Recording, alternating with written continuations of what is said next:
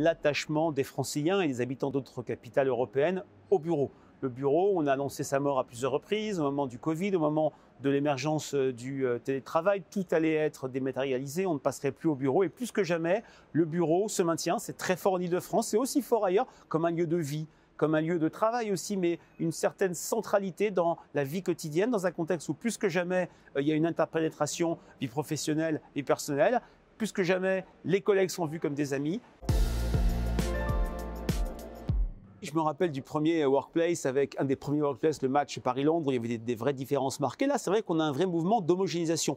Tout simplement parce qu'avec ce confinement inouï, on va fêter ou peut-être commémorer le 3e anniversaire dans quelques semaines au mois de mars. C'est un événement qui n'avait pas été anticipé. Tout le monde l'a vécu de manière homogène et c'est vrai, ça a contribué à cimenter, sédimenter les différentes représentations qui sont, oui, le télétravail est un outil, mais seulement un outil. Ce qui reste central, le lieu de la vision du travail, ça reste quand on travaille bien sûr dans un bureau, c'est pas toujours le cas, mais ça reste le bureau.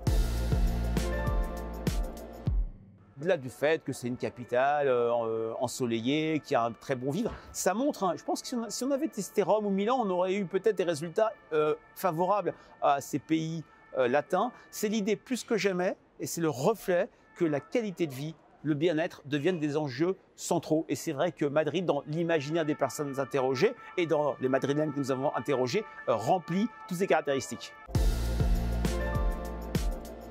C'est le reflet de la nouvelle cartographie des acteurs de confiance pour les Français. Après une succession de crises ininterrompues, crise terroriste, gilets jaunes, crise Covid, crise sanitaire, inflation, énergie, guerre en Ukraine, les Français et les salariés ont le sentiment, à tort ou à raison, mais c'est comme ça que c'est perçu, que l'État, les pouvoirs publics les protègent de moins en moins efficacement. A contrario, l'entreprise est vue comme un lieu de protection, est vue comme un lieu de bien-être. Une donnée d'il y a 2 ans de l'enquête IFOP Workplace, on voyait que 3/4 des Français, des salariés, pardon, avaient le sentiment que leur entreprise les avait bien protégés, les avait bien armés pendant le Covid. C'est très très fort chez les jeunes que j'ai pu investiguer dans mon livre. On voit la fracture, à quel point, quand on les interroge sur les acteurs qui peuvent changer les choses, les pouvoirs publics, l'État, donc à portée du bien-être, sont en retrait par rapport à l'entreprise. La vision du passé, la vision globalisante, caricaturale, très marquée par le clivage gauche-droite, voire le marxisme, c'est complètement